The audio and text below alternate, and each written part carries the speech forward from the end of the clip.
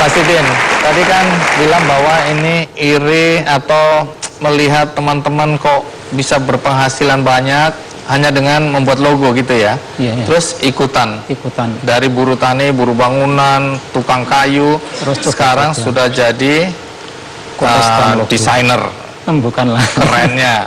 Tapi biasanya disebut di kampung itu pengrajin logo ya. Iya. Nah, itu sekarang berapa banyak anak-anak di sana yang jadi pengrajin logo atau desainer logo? Kalau sekarang sudah sangat banyak ya. Sekitar 300-an mungkin ada. 300 anak muda yang dulunya mungkin petani juga. Ya, latar belakang berbeda-beda ya. Oke, jadi kampung itu sekarang berubah dong ya? Hampir semuanya. Oh, makanya kampung Kali Abu sekarang disebut kampung desain. Kampung desain di Magelang. Kalau Anda ke sana, Anda akan bertemu dengan anak-anak muda yang dulunya petani, dulunya babat-babat rumput, tapi sekarang sudah bikin desain-desain logo dan menang di berbagai kontes atau lomba-lomba di dunia. Jadi bukan nasional. Jadi sekarang kehidupannya berubah dong ya? Ya, alhamdulillah lebih baik. Lebih baik. Oke, pantas penampilannya keren sekarang. Iya. Terima kasih. Baik, tapi sebelum itu ada juga cerita yang menarik dan ini yang menginspirasi juga banyak anak-anak muda di sana. Seseorang yang dulu pekerjaannya berat dan hasilnya sedikit, tapi sekarang juga sudah menjadi desainer logo. Mari kita sambut Abdul Bar.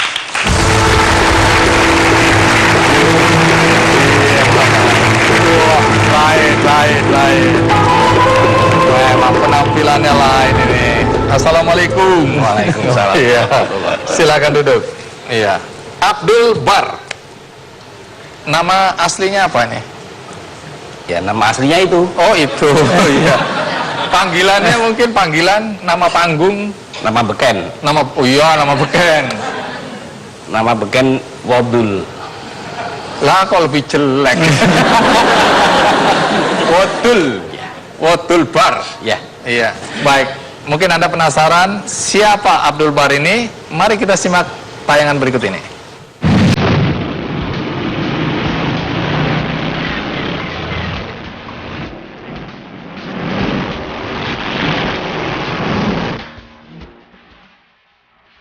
Tak ada kata terlambat untuk belajar demi hidup yang lebih baik.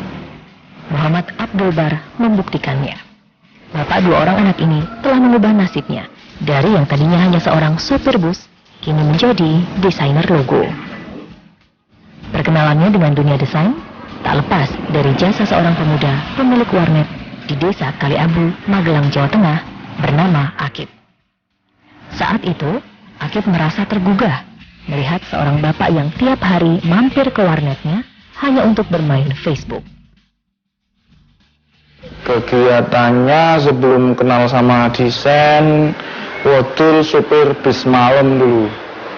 Ya, dulu awalnya waktu aku buka warnet, Wadul suka main. Terus kalau libur nyetir itu, kalau malam kok mainnya ke warnet sampai lari terus.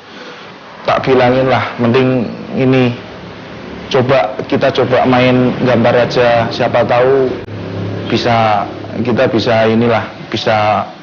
move dari yang kemarin-kemarin. Wadul bisa sampai sekarang kan dia dari nol.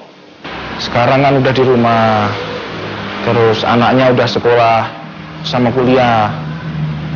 Ya, udah bikin bangga keluarga lah. Nih aku istimewa betul.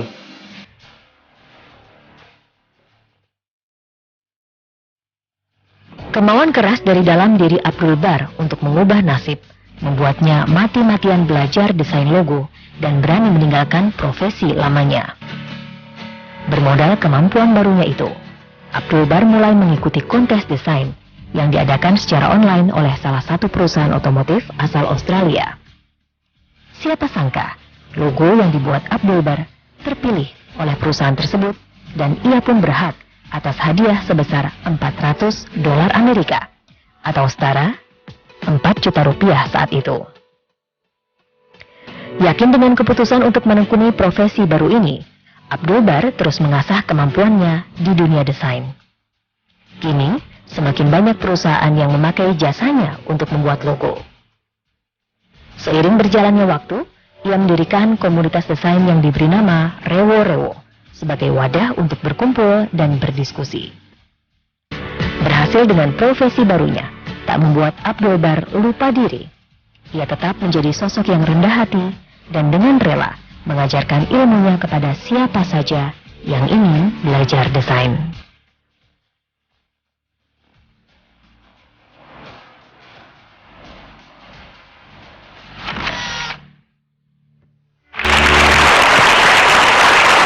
Ya, jadi Anda dulu supir bus. Benar. Jurusan mana itu? Jurusan Salaman Cengkareng. Oke, itu bus malam atau Bus malam. bus malam? Berapa tahun Anda jadi supir bus? Berapa ya?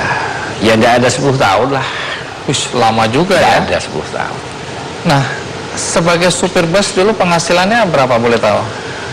Penghasilan supir bus saya dulu ketika saya pulang ke rumah selama 3 hari tidak pulang, ke istri saya ngasih uang itu 250.000 sampai 300.000. 3 hari nggak pulang, yang dikasih ke istri itu cuma 250 ribuan. Tepatnya kapan kemudian Anda merasa bahwa menjadi desain grafis atau desainer grafis ini adalah masa depan Anda? Itu kapan makdek gitu?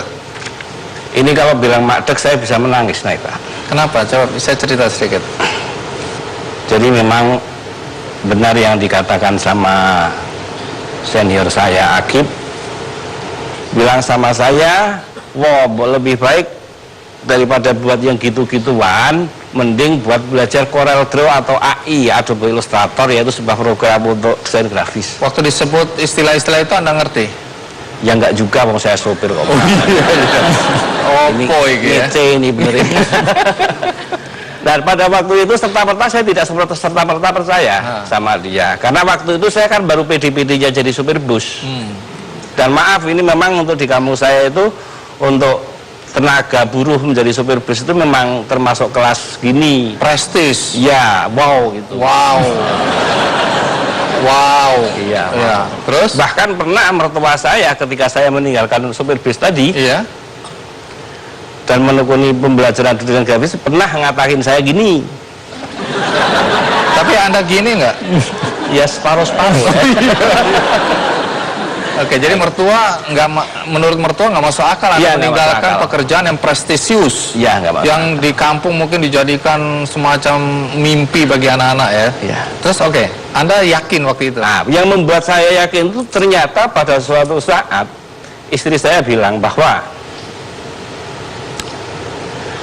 anak saya yang waktu itu sekolah kelas 2 SMK ternyata belum terbayar SPP-nya.